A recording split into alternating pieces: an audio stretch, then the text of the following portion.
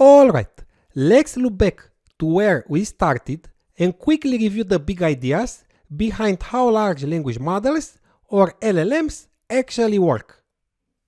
So, what's happening under the hood when you type something into ChatGPT like create a concise travel guide for visiting Venice and hit enter? First, your query is tokenized, meaning it's broken into smaller pieces called tokens.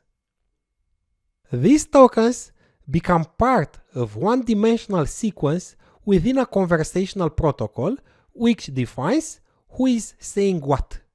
The model gives us a response based on this structure and its training. If I go to tokenizer.versal.app and I paste the query in the user field, here you can see the conversation protocol and the one-dimensional token sequence. The interaction follows a specific format that includes special tokens to mark the beginning and end of user messages and assistant responses. This structure helps the model understand the flow of the conversation.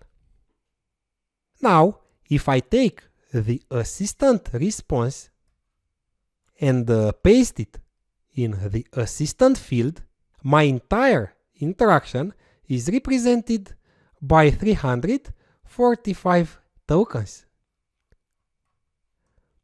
These are the tokens.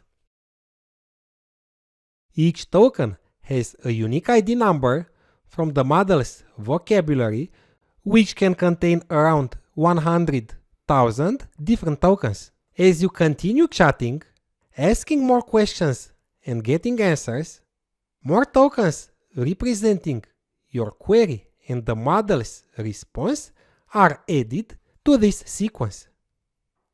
This growing sequence fits within the model's context window, which acts like the model's short-term memory. Anything inside this window is directly accessible to the model when generating the next response. The size of the window is limited, so eventually older parts of the conversation might fall out of view.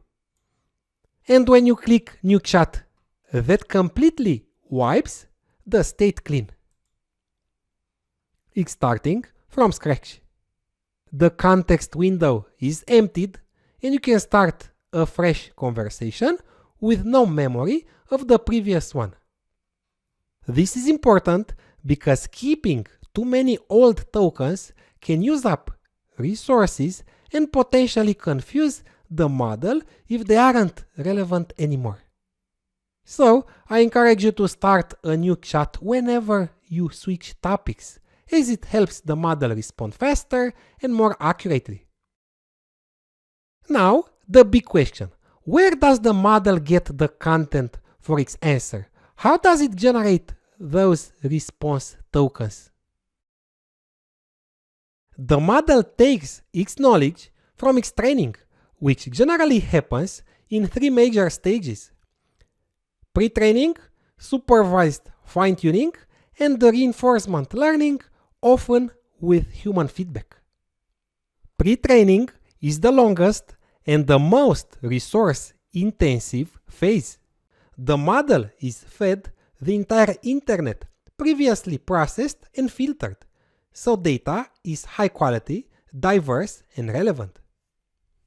The deep neural network under the hood learns by constantly predicting the next token in a sequence based on the token it has already seen.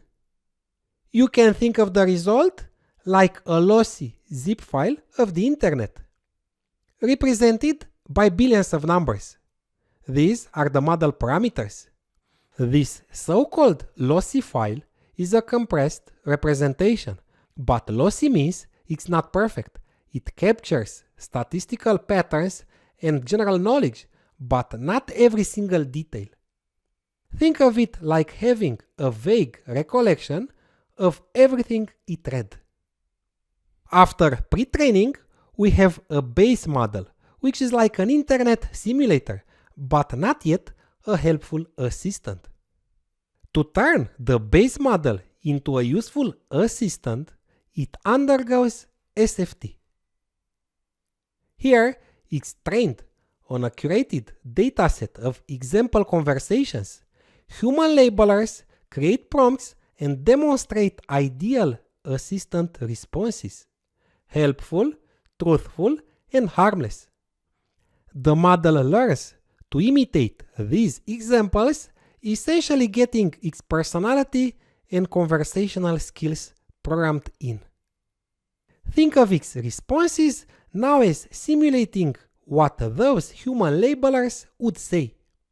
Reinforcement learning, often with human feedback, is the final major training stage. This stage further refines the model's behavior.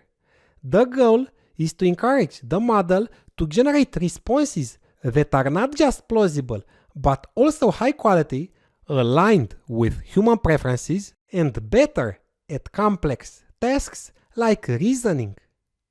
For tasks with clear right or wrong answers, like math, the model can be rewarded for getting the correct solution. For more subjective tasks, like writing quality, human feedback comes in. Humans rate different model responses, and this feedback is used to train a separate reward model. This reward model then acts as a guide during reinforcement learning, rewarding the main LLM for generating outputs that humans are more likely to prefer. Unlike supervised fine-tuning, which is about imitation, reinforcement learning allows the model to explore and discover better ways to respond, sometimes even finding strategies not explicitly shown in the SFT examples. Reasoning models like OpenAI O1 or O3 use reinforcement learning to optimize their reasoning processes. You should use reasoning models only for difficult problems requiring significant cognitive effort like math problems or coding. So, putting it all together, when you interact with the model, you are talking to something that has learned statistical patterns from vast amounts of text. Pretraining has been taught how to act like a helpful assistant through examples, SFT, and has potentially been further refined using reinforcement learning to improve its reasoning and alignment with what humans find useful. This is reinforcement learning or reinforcement learning from human feedback.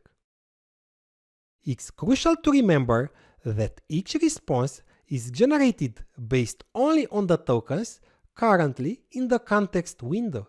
The model is stateless and doesn't inherently remember past chats unless that information is still present within that window.